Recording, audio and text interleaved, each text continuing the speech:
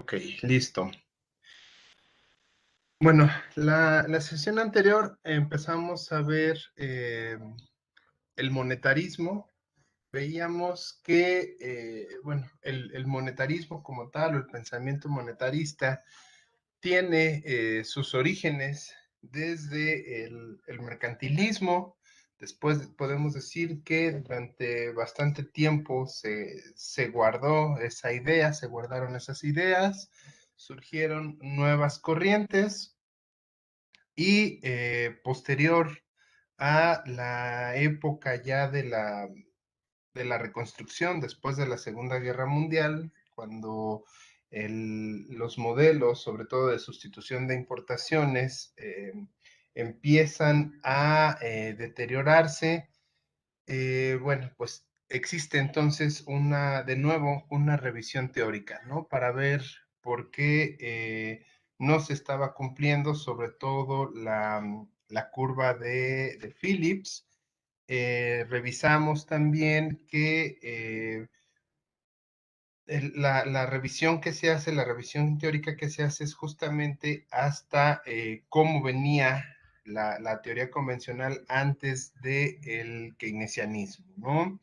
Revisamos también que entonces, pues prácticamente existieron dos grandes corrientes de los neoclásicos o de los marginalistas, como quieran llamarles, y teníamos, bueno, por un lado la escuela de Estados Unidos, que estaba liderada por Fisher, y la escuela de Cambridge en Inglaterra, liderada por Alfred Marshall. En esta ocasión, bueno, pues ya le empezamos a dar más peso a la parte de la corriente de Cambridge. ¿Por qué? Porque es justamente esta forma de cómo se empieza a desarrollar este pensamiento económico, lo que va a generar, pues de nuevo, retomar aquellas o algunas de estas ideas del monetarismo. En específico, el monetarismo, pues ya presentado por Milton Friedman, ¿no? Un economista que hoy en día sigue siendo muy reconocido. Algunos lo atacan, algunos están a favor, pero no podemos negar que independientemente de la posición que se tome respecto a las ideas de Friedman, pues es uno de los grandes economistas en cuestión de conocerlo, ¿no? Es uno de los economistas más famosos, incluso como breviario cultural, pues Friedman logró tener participaciones en programas de televisión, ¿no? Entonces, bueno, pues Friedman se convirtió realmente también en una superestrella. Una de las ventajas que tenía Friedman es que tenía la capacidad de poder hablar y escribir tanto a niveles muy sofisticados en el entendido de que lo entendieran o lo comprendieran, eh, pues ya economistas con ciertos conocimientos, pero también Friedman tenía la capacidad de hablar y escribir de una forma muy sencilla cuando así se le requería, ¿no? Entonces, esa capacidad de Friedman, pues logró tener bastante aceptación tanto en los grupos de los pensadores, de los economistas, como con la sociedad en general, ¿no? Era fácil de entender. Ok, Friedman entendemos entonces que viene justamente de esta corriente de Cambridge. Sus antecedentes provienen de ahí y bueno, ya Friedman realmente empieza ya a tomar más peso cuando va hacia la Universidad de Chicago, ¿no? Que es donde se crean lo que se conocieron posteriormente como los Chicago Boys, que ya es toda una corriente de un monetarismo ya más establecido. Ok, después de esta introducción, pues podemos ver qué es lo que sucede entonces con la tasa de interés ya en este enfoque monetarista, este enfoque que empieza a plantear Friedman, ¿no? ¿Qué vamos a ver? Pues se retoma entonces la idea de que la tasa de interés real va a ser independiente de la oferta monetaria. Si ustedes recuerdan, Keynes mencionaba que existía una relación muy fuerte entre la oferta monetaria y la tasa de interés, sobre todo con la tasa de interés nominal, porque, bueno, pues toda la teoría de Keynes está basada más bien en términos nominales. Friedman regresa de nuevo y dice, no, el keynesianismo no nos está funcionando, ok, entonces tenemos que regresar a lo anterior y tenemos que volver de nuevo a estudiar la economía otra vez desde los enfoques reales, ¿no? Desde los parámetros reales y no nominales. Por lo tanto, Friedman considera entonces que en este caso la tasa de interés real no va a tener nada que ver o no va a depender en nada de una parte nominal como pudiera llegar a ser la oferta monetaria. Friedman llega a conclusiones similares a las que Fisher planteaba, pues al igual que Fisher va a considerar que entonces la tasa de interés real realmente va a depender de, por un lado, las preferencias que tenga ahora el público, entiéndase la gente común y corriente, de consumir ahora en lugar de consumir en el futuro. O sea, dice Friedman, bueno, pues la gente estará dispuesta a endeudarse hoy para adelantar su consumo, ¿sí? ¿Por qué lo va a hacer? Bueno, pues porque a lo mejor ve que es más conveniente en este momento consumir algo que esperarse hasta que pueda ahorrar y tener para consumir eso que tanto quiere o que tanto necesita.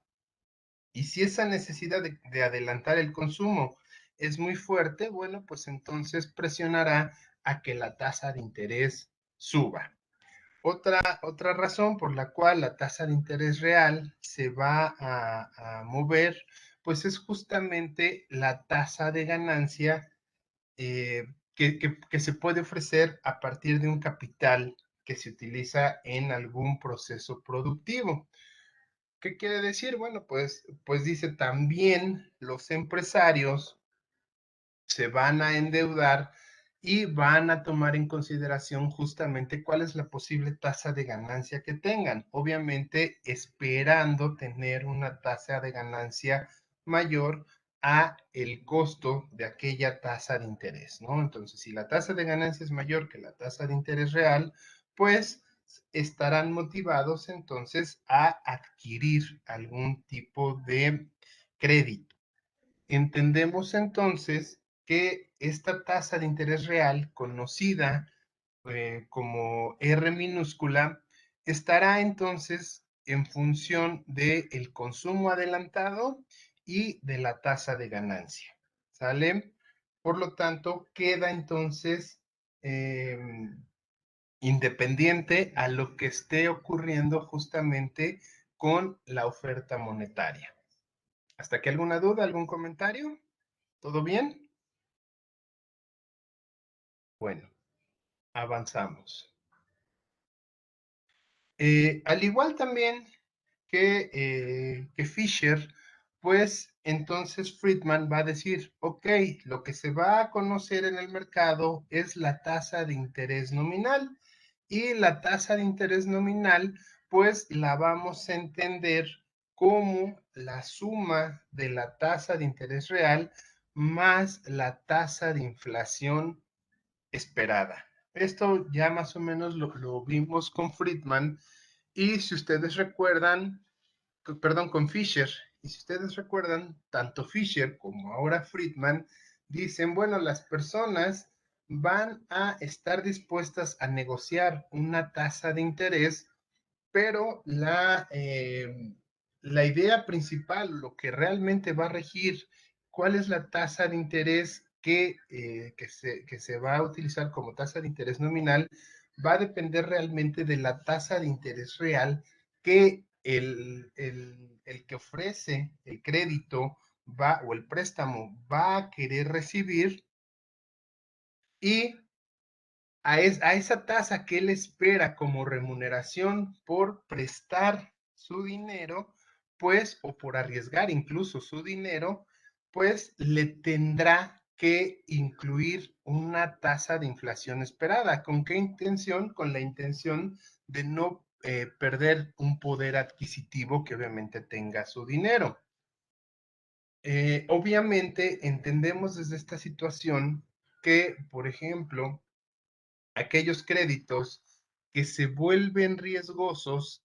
¿En qué sentido se vuelven riesgosos? Pues que vayan dedicados justamente a productos o a proyectos de riesgo.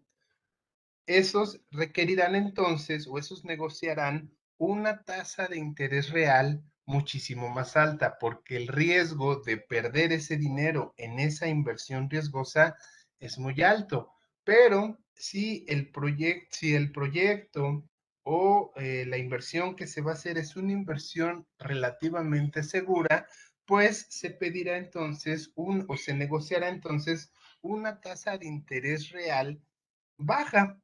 Y obviamente esos puntos extras que se pidan en la tasa de interés nominal, que es lo que se va a terminar planteando entonces al final en un documento, dependerá justamente de la tasa de inflación que se espera tener al finalizar el periodo de ese préstamo. ¿Sale? Por ejemplo, vamos a suponer un caso muy sencillo. Vamos a suponer que ustedes tienen, no sé, 20,000 pesos, y en este supuesto llega su vecino y les dice, oye, ¿qué crees? Quiero poner un negocio, préstame 20,000 pesos. ¿Qué sucede? Que aunque sea su vecino, ustedes estarían tomando como un riesgo muy alto prestarle ese dinero a su vecino. ¿Por qué? Porque realmente no conocen mucho de la forma de ser de su vecino. No saben si realmente es buen pagador, no saben si realmente el proyecto que tiene va a funcionar. Entonces, bueno, pues a lo mejor en dado caso de que ustedes aceptaran prestarle ese dinero a su vecino, pues entonces le estarían pidiendo, o ustedes estarían solicitando una tasa de interés real alta, una remuneración alta, porque saben que el riesgo de perderlo es muy alto. A lo mejor le dirían, ok, te presto el dinero, pero me tendrás que pagar, no sé, a lo mejor el 50%, no extra, como tasa de interés. Yo esperaría ganar ese 50% extra porque es muy riesgoso eh, tu, tu crédito, ¿no? El crédito que te voy a dar. Y aparte, le voy a sumar la tasa de inflación esperada. ¿Por qué? Porque si estamos, por ejemplo, en México, pues podríamos esperar, dado la idea que tenemos más o menos vagamente de lo que es la tasa de inflación, diríamos, bueno, a eso le voy a tener que sumar el 4% que corresponde a la inflación que se ha ido registrando en los últimos años, ¿no? Entonces, así de manera muy rápida, aritméticamente, pues yo le diría, al menos yo necesitaría, por ejemplo, el 54%. Sabemos que realmente esto se tiene que hacer por interés compuesto. Eso ya lo vimos con Friedman, pero aquí lo estoy simplificando. Entonces, en este caso yo le pediría 54% de tasa de interés nominal, ¿no? El 50 que yo espero por el riesgo, por mi tasa de interés real, más la tasa de inflación que yo esperaría por la pérdida del poder adquisitivo del dinero que le estoy dando. Obviamente, por ejemplo, a lo mejor si en ese hipotético caso llegara el dueño de Coca-Cola y me dijera, oye, préstame 20,000 pesos, pues entendemos o suponemos que un proyecto que a lo mejor hiciera Coca-Cola tiene menos riesgo. Entonces, a lo mejor a Coca-Cola se le otorgaría un crédito y nosotros necesitaríamos o solicitaríamos una tasa de interés real muchísimo más baja, a lo mejor del 10%, a lo mejor del 5%. ¿Por qué?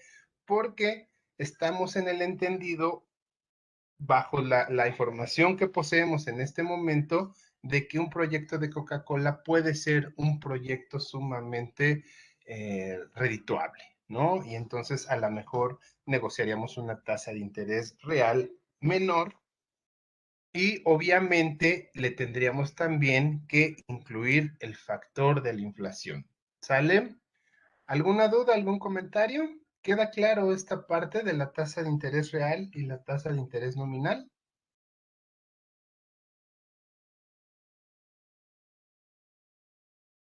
¿Sí o no? Queda claro, profe. Ok.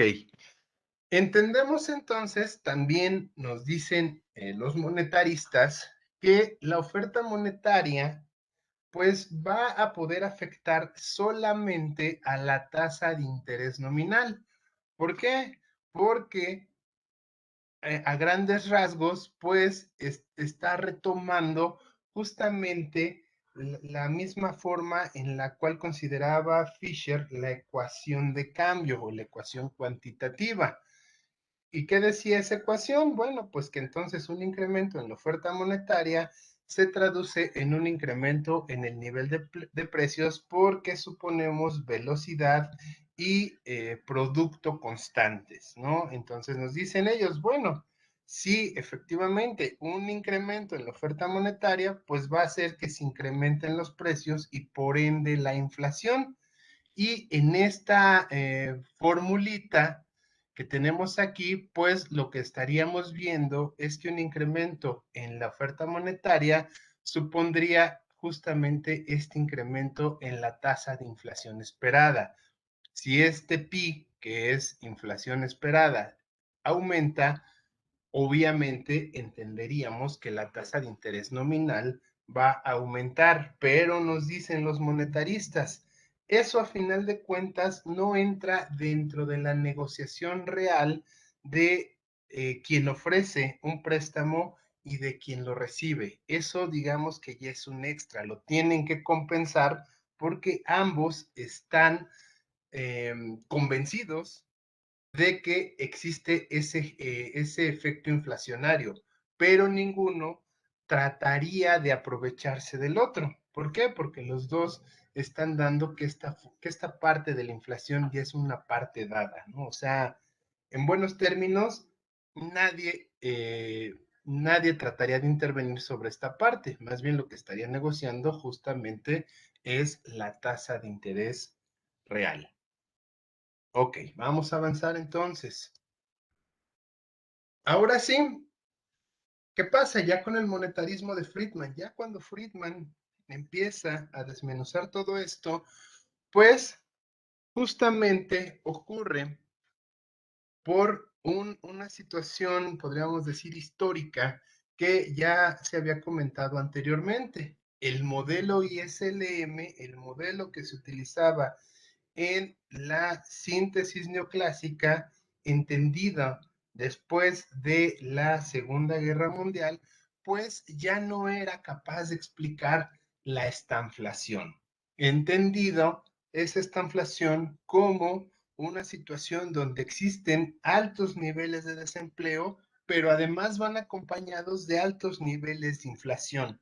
Este efecto de esta inflación no estaba considerado en el modelo de la síntesis neoclásica y entonces, pues es por eso que el modelo se agota, ¿no? Y en ese momento, pues ya se quitan entonces todo el keynesianismo y hay que revisar. Entendemos que Friedman pertenece a esta corriente de Cambridge, como ya les había mencionado, Él es el que propone realizar esta teoría, esta revisión a la teoría económica tradicional y dice, revisándolo, entonces nosotros podemos ahora explicar qué es lo que está sucediendo. Friedman siempre criticó el keynesianismo porque decía, no se puede estar viviendo en el corto plazo por siempre, ¿sí? La realidad nos dio la razón. Quiere decir que entonces en el largo plazo sí está ocurriendo lo que veíamos y no se puede estar trabajando a corto plazo como lo venía proponiendo Keynes. ¿Sale? Ok. ¿Qué va a suceder con Friedman? Bueno, pues Friedman va a considerar entonces que el dinero va a ser un medio de cambio, pero también es un activo financiero. Y este dinero va a competir con otras formas de mantener la riqueza. ¿Qué quiere decir? Bueno, pues Friedman, a diferencia de Fisher, además de considerarlo un medio de cambio, también considera que el dinero puede llegar a representar riqueza. No solamente el dinero es riqueza, pero para Friedman, tener dinero significa que tiene cierto nivel de riqueza.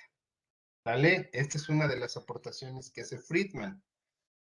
Ok, Friedman va a considerar entonces a la riqueza en 5 formas. Él dice, la riqueza va a presentarse entonces de 5 formas. Quien tenga más de estas, bueno, o sea, quien tenga más cantidad de alguna de estas, o conforme se tenga mayor cantidad de alguna de estas, se va a considerar que entonces existe mayor riqueza.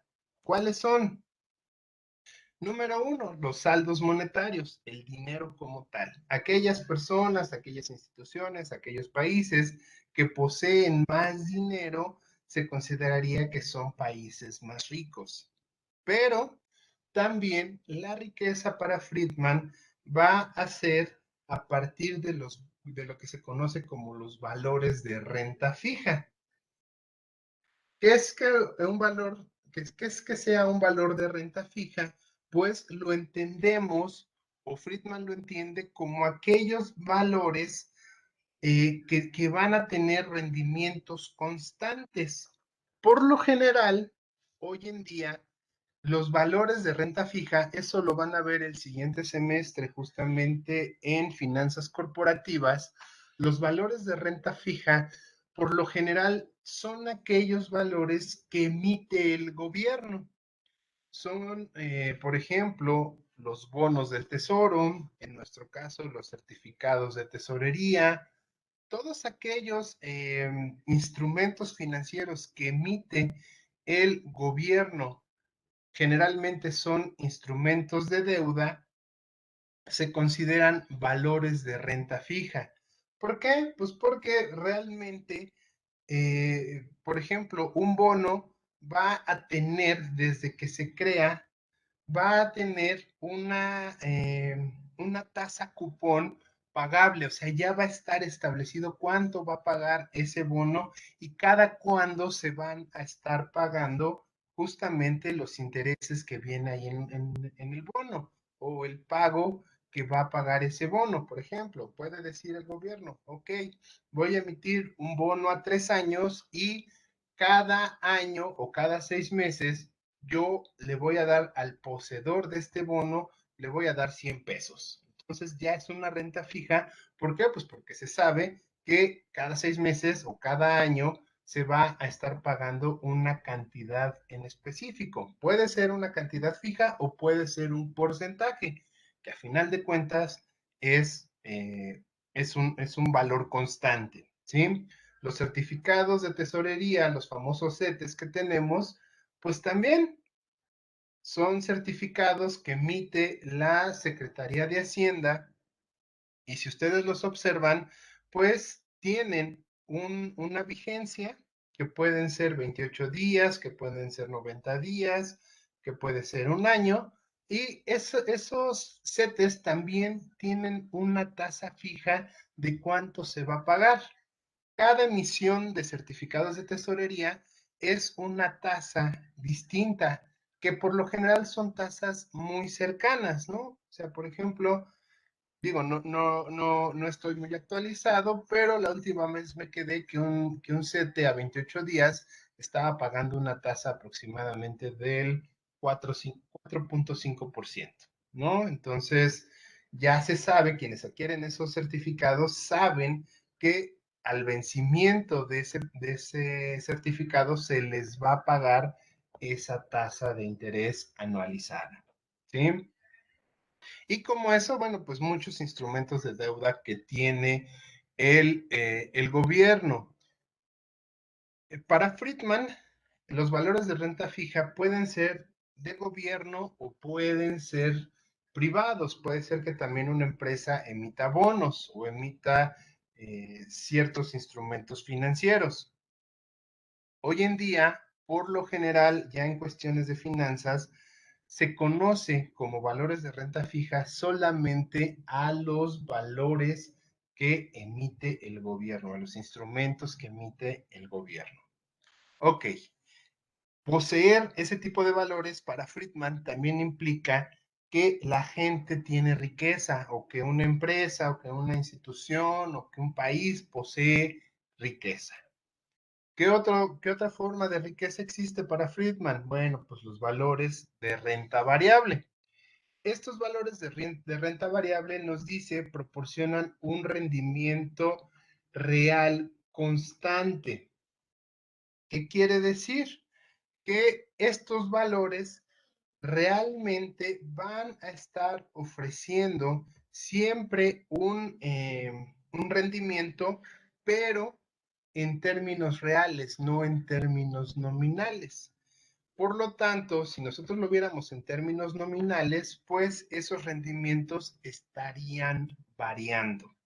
¿Qué entendemos como instrumentos de renta variable? Por lo general, ahí sí la mayoría, por no decir que el 100%, son instrumentos financieros privados, pues los más comunes que podemos encontrar son, en primer lugar, las acciones de las empresas, y también podemos encontrar, por ejemplo, papel comercial, que son instrumentos que también emiten las empresas y tienen cierta variabilidad, ¿no? Dependiendo de la productividad o en el caso de las acciones, si estamos hablando de un mercado secundario donde el precio de las acciones varía de acuerdo a las libres fuerzas del mercado, pues entendemos que entonces las acciones también se vuelven de renta variable. Un día tienen un precio, otro día tienen otro precio, etcétera, etcétera, ¿sí?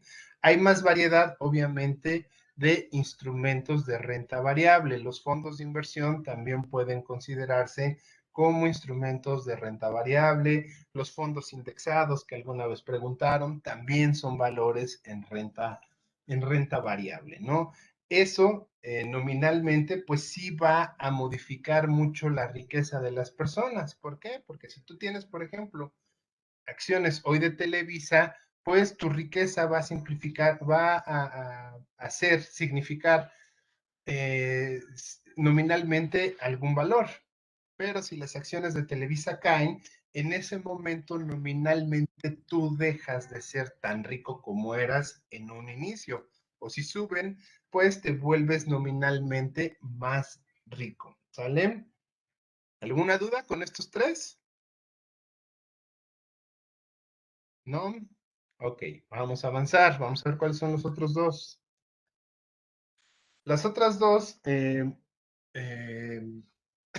factores que podemos identificar de riqueza sería lo que Friedman llama los activos físicos no productivos, y ellos, eso nos dice Friedman, más bien tienen la característica de servir como depósitos de valor.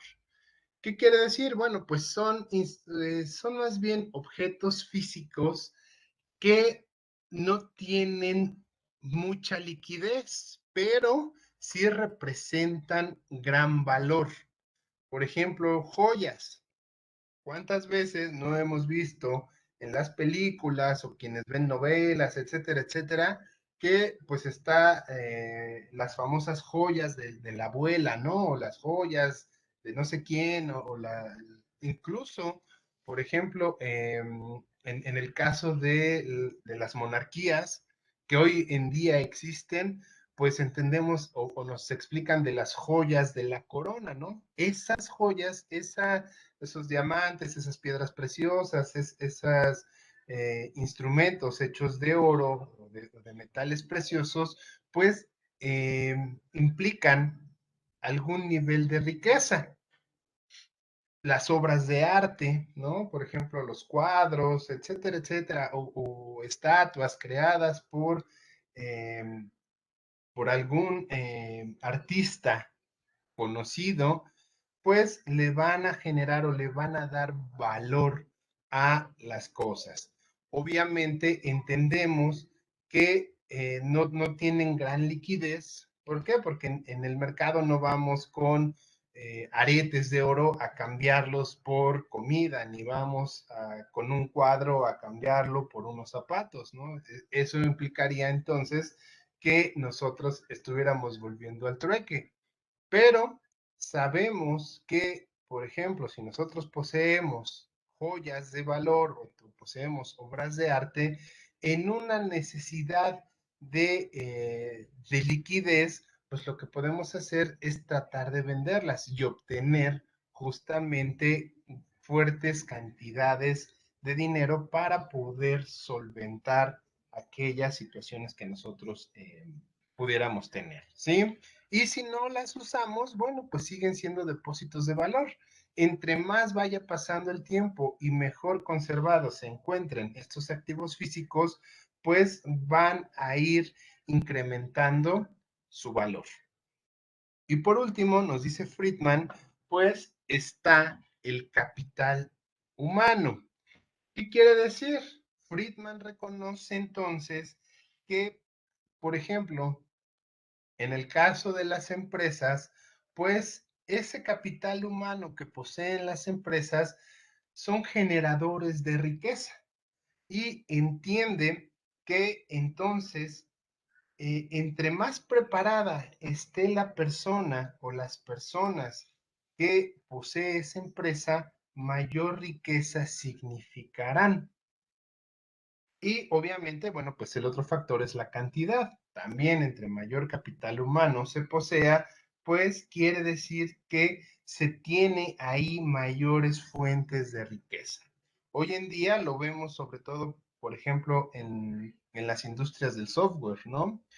Aquellos programadores o aquellos intelectuales que son los que están desarrollando nuevos software, como pueden ser videojuegos, como pueden ser sistemas operativos, etcétera, etcétera, o desarrollo de dispositivos, pues son personas sumamente valiosas para la empresa. ¿Por qué? Pues porque saben que gracias al talento de estas personas, pues es que la empresa está bien posicionada, ¿no? Cuando estas personas se van, pues obviamente eso representa una gran pérdida para la empresa, incluso la empresa puede llegar a quebrar, ¿no? ¿Por qué? Pues porque se están yendo justamente los talentos que se poseen. Friedman dice, entonces, también hay que tomar en cuenta justamente el capital humano con el cual se posee. O en el caso de los países, también lo podemos entender.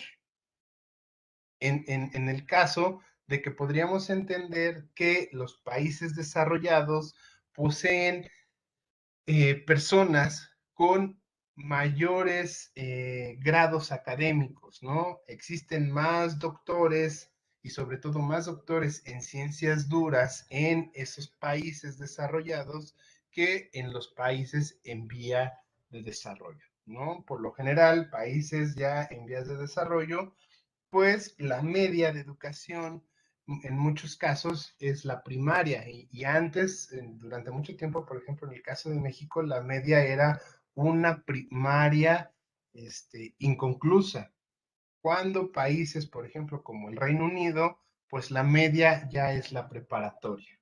Entonces, eso dice Friedman, pues también va a ser un indicador justamente de la riqueza, en este caso, que pudiera llegar a tener los países. ¿Alguna duda, algún comentario? ¿Queda todo esto claro? ¿Estas fuentes de la riqueza o estos factores de la riqueza? Sí, todo claro, profe. A mí me gustaría hacer un comentario y una Ajá, pregunta. ok. Bueno, el comentario es acerca de lo que hace un momento platicábamos, acerca de la tasa de interés, y es lo que manejan los bancos, ¿no? Porque bueno, como experiencia personal, alguna vez acompañé a un amigo a pedir un préstamo, pero dijo que era para él. Y por lógica el banco pues le aumentó la tasa de interés. Y después, posteriormente fuimos como a otro banco, pero ahora pidió el préstamo para un negocio que él iba a poner y ahí pues le reducieron la tasa de interés. Entonces ahí fue cuando me pareció como extraño porque pues el dinero era para la misma cosa, pero solamente cambió dos palabras y redució la tasa de interés. Y mi segunda pregunta sería, ¿cree que en algún punto, aquí con lo que acaba de comentar del monetarismo de Friedman, el capital humano se cambie por, no sé, capital tecnológico o tecnología o algo así? Ah, ok. Bueno, gracias. Sí, bueno, primero con el comentario, sí, efectivamente los bancos, pues siempre están en esa situación de análisis de sus clientes, ¿no? A veces depende mucho ahora sí que en el pedir está el dar. ¿Por qué? Porque en el entendido del banco, si tú llegas y dices, hola, yo me presento, soy Iván Gama y quiero un crédito, pues si no doy mayor explicación, el banco puede creer que lo quiero, pues, para gastármelo a lo mejor en una parranda, o me lo puedo gastar, si no tiene mucha información mía, me lo puedo gastar en una parranda, o me lo puedo gastar a lo mejor en una comida, o a lo mejor estoy desempleado y lo necesito pues para sobrevivir. Cualquiera de estos casos es una situación de riesgo, ¿no? Porque si yo soy parrandero, pues lo más probable es que si ya no tengo dinero para la parranda, no voy a tener dinero para pagarles. Entonces, el banco en este caso, pues va a tener que pedir una tasa de interés muy alta. Una, o para desmotivarme, o dos, pues porque sabe que es una situación de riesgo muy alto, prestarle a alguien que no sabes bien qué onda. En el caso, como dices, bueno, pues cambiamos, fuimos a otro y le dijimos, ok, lo queremos para un negocio. En ese caso, el banco cambia su actitud porque dice, ok, va para un negocio. ¿Qué hacen ahora los bancos? Por lo general, ya hay unos que te piden todo un proyecto de inversión. Entonces, quieren ver que el proyecto de inversión que tú tienes para el negocio sea lo suficientemente redituable. ¿No? Si tú les demuestras que tu negocio es viable o si ellos entienden que tu negocio es viable, bueno, pues por ahí ya empiezan a tenerte menos miedo para prestar el dinero, ¿no? Y si aún con eso, luego los bancos lo que te dicen es, ok, yo te presto el dinero, pero de aquí a que tú me terminas de pagar, vamos a hacernos, ¿cómo se llaman? Bueno, partners, ¿no? Es que disculpen, se me fue la palabra en español. Vamos a hacernos socios, ¿sí? Vamos entre tú y yo a hacer el negocio, tú lo trabajas, pero ¿qué te parece que yo te lo administro? Entonces ya el banco con esas características no es de buena onda, es que está justamente protegiendo su dinero y minimizando el riesgo. Y en algunos casos, pues las cláusulas son que si tú estás en capacidad morosa, si ya no les puedes pagar, el banco tiene las facultades para quedarse con tu negocio. Entonces, bueno, pues ya ahí la situación cambia. Es como cuando vas a pedir un crédito para un carro. Te lo dan, pero de aquí a que terminas de pagar el carro le pertenece ya sea a la agencia que te lo vendió o al banco que te prestó para ese carro. Porque si tú no puedes pagar, agarra el carro y después lo remata y con eso recupera su dinero. No sé si me explico, eso es justamente la negociación del riesgo. ¿Sí? Digo, eso se ve en política monetaria, pero va al caso. Y con respecto al capital humano, bueno, este es todo un tema de controversia y conforme vamos avanzando en el tiempo va siendo cada vez más controversial. ¿Por qué? Porque yo diría que desde la década de los 70s, los 80s, que empieza a haber la incorporación de los microchips en prácticamente todo, o sea, ya en las televisiones, los automóviles, los dispositivos electrónicos, etcétera, etcétera, ya van incorporando los chips. ¿Y qué sucede con esa incorporación de los chips? Que entonces cambia la valorización de las cosas. ¿Qué quiere decir? Antes uno decía, bueno, yo me compro unos zapatos porque estoy dándole cierto valor a el trabajo que tiene incorporado, a los materiales y al trabajo, ¿no? O sea, hacer unos zapatos pues requiere tanto tiempo, más o menos como lo que explicaba Marx, ¿no? Y Smith en su momento, etcétera, etcétera. Pero ¿qué sucede ahora? Ahora nosotros valorizamos las cosas sobre todo por la incorporación intelectual que poseen. Ahora, si yo te doy o si tú compras un iPhone de 40,000 pesos, estás en el entendido de que Apple le cuesta $13 producir un iPhone. Pero entonces, ¿por qué si le cuesta $13, tú aceptas comprárselo a 40,000? Pues justa, bueno, a 40,000 pesos, que de todos modos es una diferencia muy grande, ¿no? ¿Por qué? Pues porque ahí se está valorizando justamente todo el componente intelectual que trae ese teléfono, o sea, todo el software, todo lo que te permite hacer, todo lo intangible que te permite hacer ese teléfono, o que tú crees que te permite hacer ese teléfono. ¿Qué sucede? Pues entonces ahora empezamos a valorizar al capital humano justamente más por la cuestión intelectual que por la capacidad física. Ya no se compra la fuerza de trabajo para mover una máquina, para coser. Ahora lo que se está valorizando es comprar qué tan, ¿qué puedes desarrollar para que una máquina lo haga? Y entonces ahora el humano encuentra su valorización ahí. ¿Qué es lo controversial? Que cada vez va siendo más difícil como humano poder conseguir un empleo bien pagado si tú te dedicas a ofrecer la fuerza de tu trabajo. ¿Y qué sucede? Que justamente toda la parte que realiza la fuerza de trabajo empieza a entonces a ser sustituida por la incorporación tecnológica, la incorporación de máquinas e incluso ya la incorporación de, por ejemplo, de brazos robóticos, ¿no? En el caso de la industria automotriz, ahora ya en el caso de Toyota, un automóvil, pues prácticamente lo hace toda una línea de ensamblaje de brazos robóticos. ¿Y quién es el humano que gana ahí? Pues el humano que le da mantenimiento a esos brazos robóticos o el humano que programa esos brazos robóticos. ¿Sale? ¿Y qué pasó con los mecánicos? Que esos son los que empiezan a quedar ahí relegados. ¿Sale? No sé si con esto te contesto, Giovanni. Sí, profe, me quedó un poco más claro, gracias. Ok, perfecto. Vamos entonces a avanzar con nuestro amigo Friedman y su monetarismo.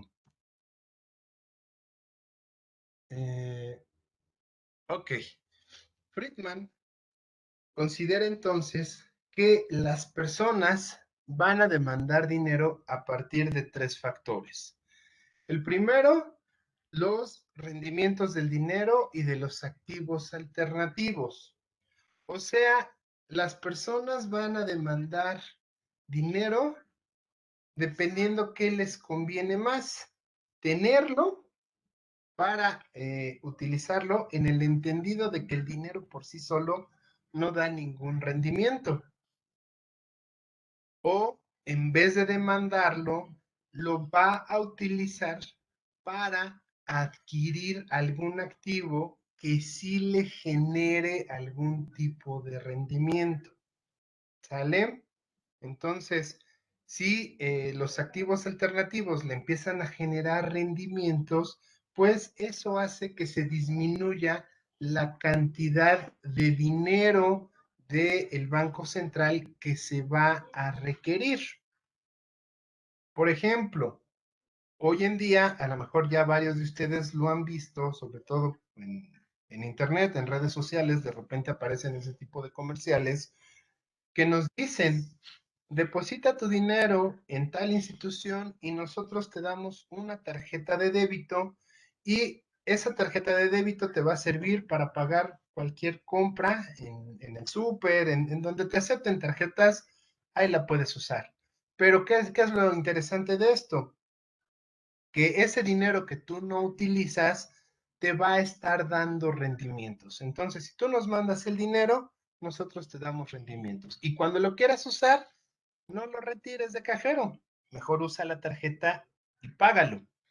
Esta situación obviamente lo que va a generar es entonces ya la preferencia por el uso de otro tipo de activos. La gente que acepta esto y que no son pocos, que cada vez van siendo más, pues empieza a tener ahora preferencia justamente por este tipo de activos y empieza a, pues no a desechar, pero sí más bien deja de ser atractivo los billetes y monedas, ¿no?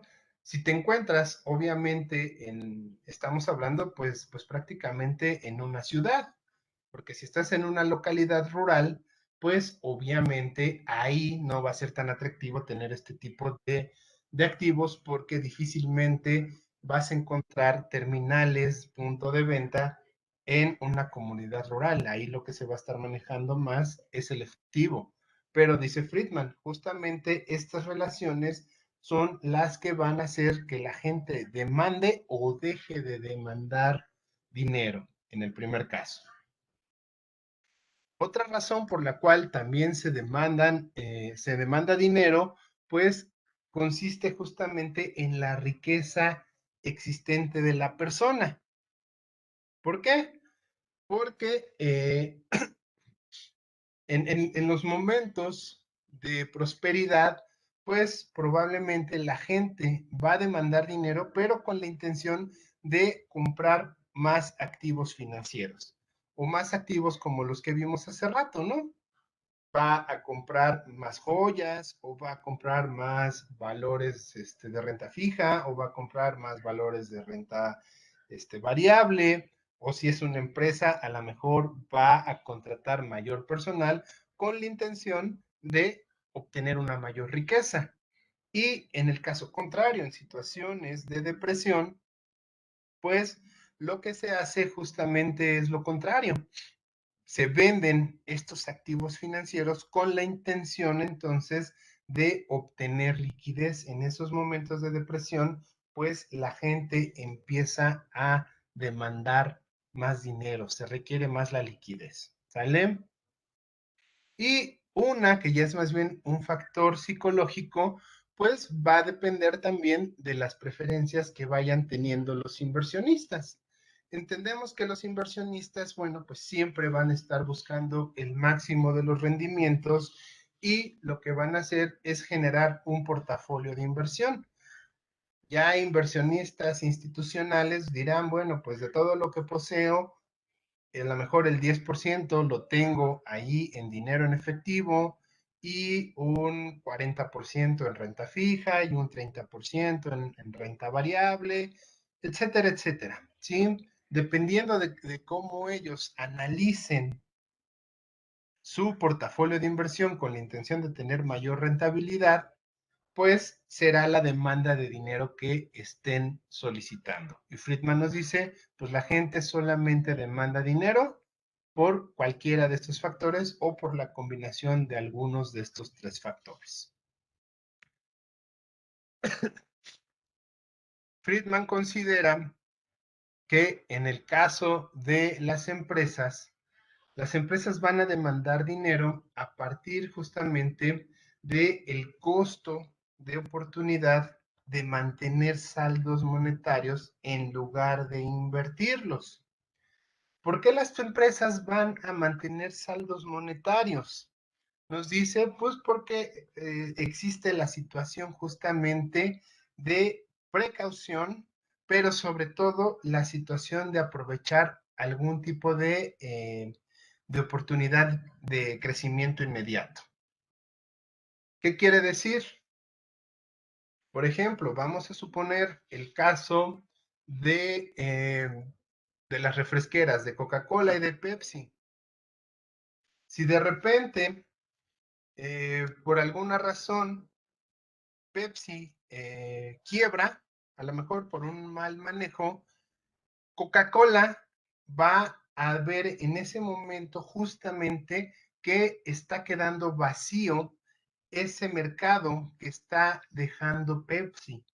Si Coca tuviera todo su dinero invertido en instrumentos financieros, difícilmente va a poder vender todos esos instrumentos financieros para poder atacar ese mercado que está dejando Pepsi y que obviamente Pepsi le ha ganado durante mucho tiempo, ¿no? Es ese nicho en específico.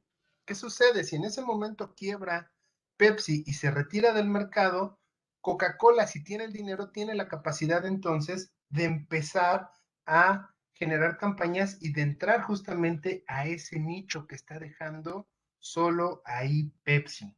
¿Sí? Y eso se tiene que hacer pues prácticamente en un tiempo muy pequeño. No quiere decir que va a tener todo el dinero que se requiere para cubrir ese hueco, pero ya si posee una parte, diríamos coloquialmente, estaría dando un adelanto, ¿no? Ya después empezará a retirar, si le es conveniente, dinero de los otros instrumentos financieros que tiene, menos líquidos, para empezar a fortalecer ese lugar.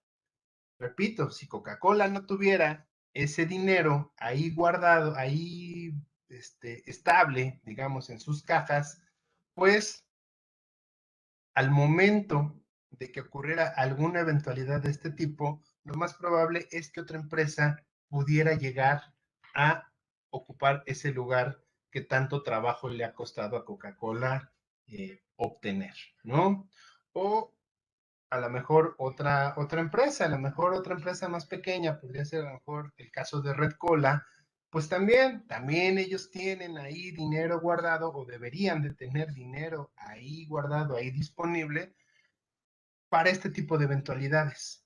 Ese momento en el cual alguien se retira, bueno, pues ellos a lo mejor van a poder entrar, no para quedarse con todo ese nicho del mercado, pero a lo mejor sí para hacer mayor presencia. ¿Sale? La cuestión precaución no le queda, no convence mucho a Friedman, pero dice, bueno, también las empresas deben de estar preparadas para cualquier eventualidad, sobre todo eventualidades adversas que pudieran llegar a tener, ¿no? Algún problema de pagos, etcétera, etcétera. Bueno, pues siempre es conveniente tener ahí saldos monetarios. ¿De qué otra forma van a demandar dinero? Pues justamente del propio ingreso que va a generar la empresa, ¿sí? Conforme ese ingreso vaya creciendo, pues es probable que entonces tengan que estar demandando mayor dinero justamente para poder ir creciendo de acuerdo a su ingreso. Y en el caso de que de demandar dinero, también si hubiera algún cambio en los parámetros de la función de producción.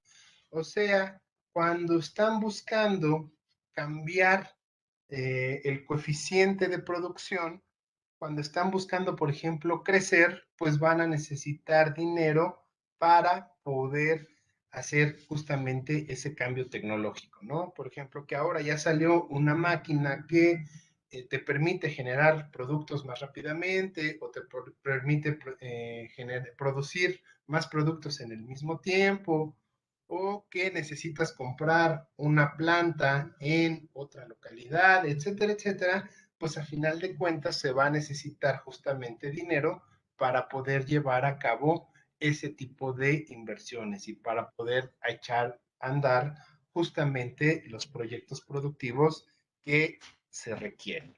¿Vale?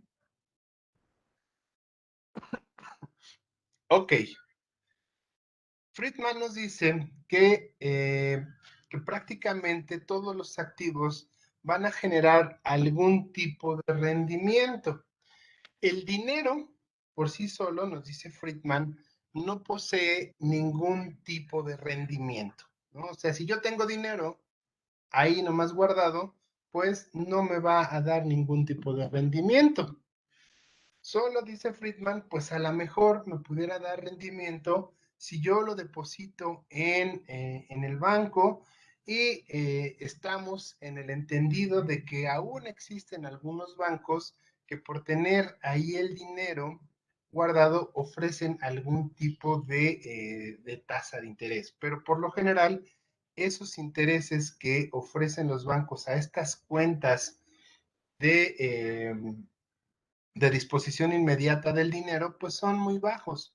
Hoy en día realmente, por lo menos en el caso mexicano, ya realmente son muy pocos bancos que te ofrecen algún tipo de rendimiento por guardar tu dinero, ¿sí? Y nos dice Friedman, incluso a veces, en vez de generar rendimientos, pues se obtienen lo que se consideraría un rendimiento negativo porque los bancos muchas veces cobran comisiones por guardar el dinero, ¿no? Las famosas anualidades, los famosos manejos de cuenta, etcétera, etcétera, ¿no? Por lo general, tener el dinero nomás guardado en el banco para disposición inmediata da rendimientos negativos. Si no da rendimientos ceros, muchas veces da rendimientos negativos. Nos dice, salvo el dinero, bueno, pues entonces encontramos que otros activos como los bonos, pues ellos sí dan rendimiento, lo que nos dice Friedman como R subíndice B. Ese rendimiento de los bonos va a estar establecido sobre todo por una tasa de interés nominal que van a ofrecer. Como les mencionaba, vamos a suponer que el gobierno emite un bono a 5 años y el gobierno establece, ok, yo te voy a pagar una tasa cupón cada 6 meses del 5% sobre el valor del bono, ¿no? Sobre el precio del bono. Entonces, eso es lo que te ofrecen. Pero, ¿qué sucede? Que los bonos también pueden entrar a mercados secundarios. ¿Qué quiere decir? Que entonces los bonos también son transferibles y en ese mercado de transferencia de bonos, pues los bonos, al igual que las acciones, se van a cotizar a valores distintos a los que tiene ahí expresados. Un ejemplo rápido, vamos a suponer que el bono es por 5 millones. Entonces, ustedes le dan hoy 5 millones al gobierno y dentro de 5 años el gobierno les va a regresar esos 5 millones. ¿Qué es lo que lo hace atractivo? Que cada 6 meses el gobierno te va a estar pagando a lo mejor el 10% de esos 5 millones, 500,000 pesos, ¿vale? ¿Qué sucede? Que esa tasa del 10%, a lo mejor en una situación normal, pues llegar a ser muy parecida a cualquier instrumento financiero. Pero si los instrumentos financieros con los cuales se está comparando reducen su tasa de interés, ahora va a ser más atractivo tener un bono que ya tiene establecido que te va a pagar el 10% que esperar que esos instrumentos financieros recuperen la tasa de interés que era mayor o igual a ese 10%. Por lo tanto, entonces la gente va a querer tener esos bonos. ¿Por qué? Porque sabe que ese bono está ofreciendo en ese momento una tasa más alta que la que se encuentra en el mercado.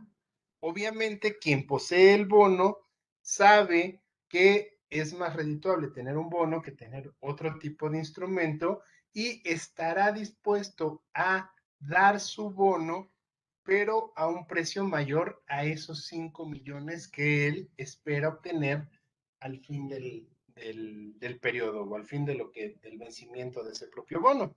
y a lo mejor lo va a llegar a negociar en 6 millones, en 7 millones, ¿sí? Se entiende entonces que también el precio en ese mercado secundario pues va a aumentar y le va a dar entonces rendimientos extraordinarios a ese bono. ¿Queda claro ese punto con los bonos? ¿Con el rendimiento de los bonos? Bueno, yo espero que sí. Queda claro, profe. Ok.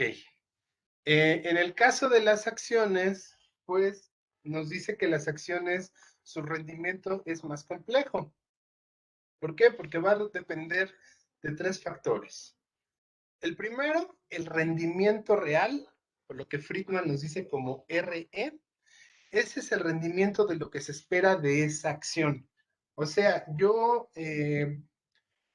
por ejemplo, compro una acción de Coca-Cola, reviso sus estados financieros y sé que Coca-Cola obtiene utilidades del 20%.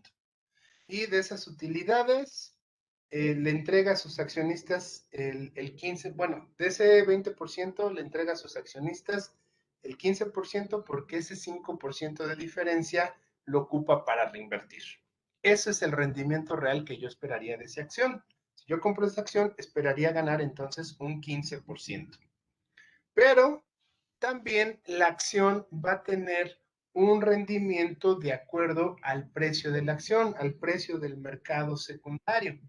El mismo caso, si todo el mundo quiere acciones de Coca-Cola y cada acción cuesta 10 pesos y ahora me la están comprando en 40, yo obtengo entonces un rendimiento extraordinario. ¿Por qué? Pues por justamente ese mercado de cotizaciones. ¿Sí? Ahora las acciones valen más. De hecho, también, que eso también lo van a tener que ver en finanzas corporativas, entendemos que en una empresa que se encuentra por acciones públicas va a tener una doble valorización. La valorización contable, que es cuánto capital tiene invertido y cómo fue creciendo sus activos y qué pasivos tiene, y a partir de eso ver cuál es el valor contable de la empresa, pero también van a tener un valor financiero, que justamente es el valor que se negocia al momento de vender o de comprar una empresa. O sea, cuánto valen todas las acciones que se emitieron en ese momento en un mercado secundario. Entonces, a lo mejor Coca-Cola, sus acciones originalmente eran de 10 pesos, pero ahora ya sus acciones valen 40. Quiere decir que entonces la empresa ahora vale financieramente 4 veces más de lo que debería de valer en un principio. ¿Sale? Eso entonces también representa un rendimiento. Obviamente, si el precio de las acciones cae, pues el rendimiento sería negativo por el lado de los precios. Y, eh, bueno, sería el tercero, variaciones en la cotización en el mercado. Aumento de precios. Perdón, aumento de precios va a tener que ver, ustedes disculpen, tiene que ver más bien con una situación del efecto de la inflación. ¿Sí? También a la cuestión de las acciones de una empresa, pues nosotros le vamos a tener que descontar justamente el efecto inflacionario, ¿no? Sobre todo en la cuestión de los rendimientos. ¿Por qué? Porque los estados financieros van a estar expresados en términos nominales. Entonces, primeramente me van a dar un rendimiento real y yo también debo de ver si ese rendimiento o a ese rendimiento nominal le tendría que estar quitando justamente el efecto inflacionario. ¿Por qué? Porque si la empresa en los estados financieros me muestra una utilidad del 4%, pero la inflación fue del 4%, quiere decir que entonces la empresa realmente no tuvo ningún tipo de rendimiento. una disculpa. A eso se refiere el punto 2, el aumento en los precios, el factor de la inflación. Y el tercer punto es justamente el que les mencionaba, las variaciones en la cotización de esa acción en el mercado secundario. Si el precio de la acción cambia, entonces cambia la valorización de la acción y el rendimiento. ¿Alguna duda? ¿Quedó clara esta parte de las acciones? ¿Del rendimiento de las acciones? Ok, vamos a avanzar Sí, entonces. profesor.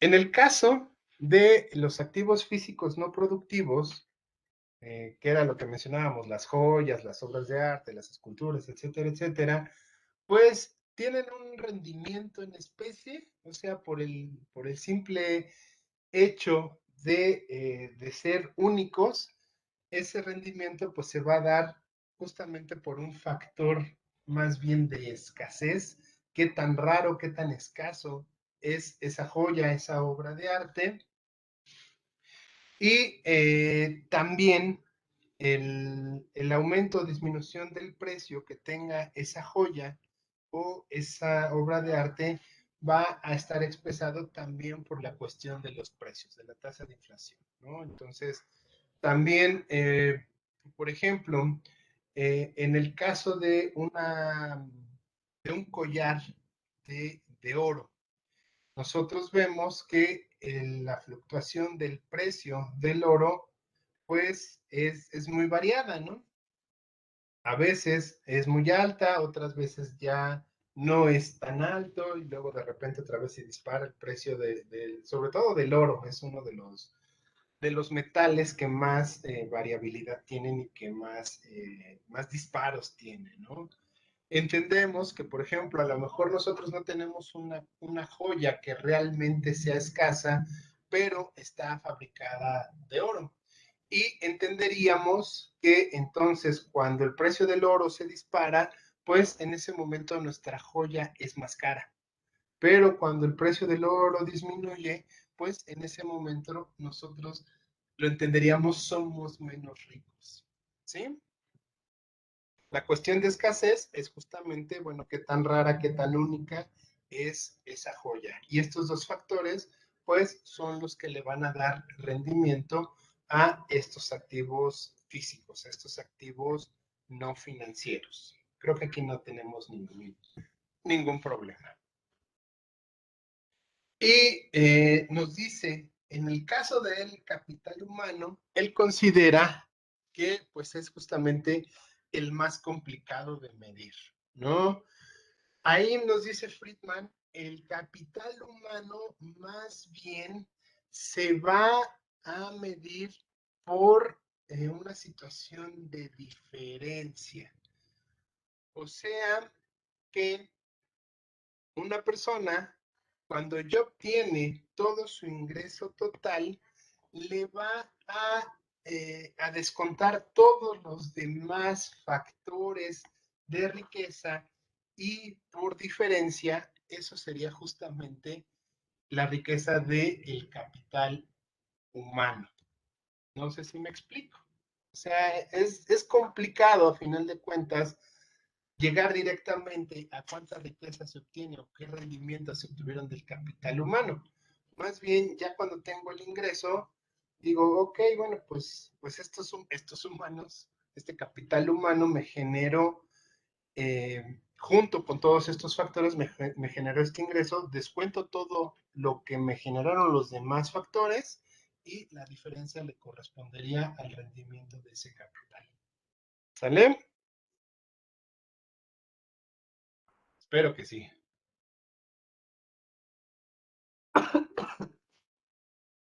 Nos dice entonces Friedman que el valor de la riqueza va a ser el valor capitalizado del ingreso a la tasa promedio de interés. ¿Qué quiere decir? Entonces, la tasa de interés promedio real va a estar en función justamente del rendimiento de todos estos factores de la riqueza. Y en específico va a estar en función del rendimiento que nos den los valores de renta fija, los rendimientos de renta variable y la tasa de, perdón, de inflación, la tasa esperada de inflación. P. Por lo tanto, nosotros entenderíamos que la tasa promedio de interés está en función, repito, del rendimiento de renta fija, del rendimiento esperado de la renta variable y de la tasa esperada de inflación. Ok, vamos a dejar aquí esta sesión. No sé si queda alguna duda, si tienen algún comentario, ¿vamos bien? Bueno, creo que vamos bien. Sí, profe, todo bien. Vamos bien, profe. Ok, vamos a dejar entonces de grabar.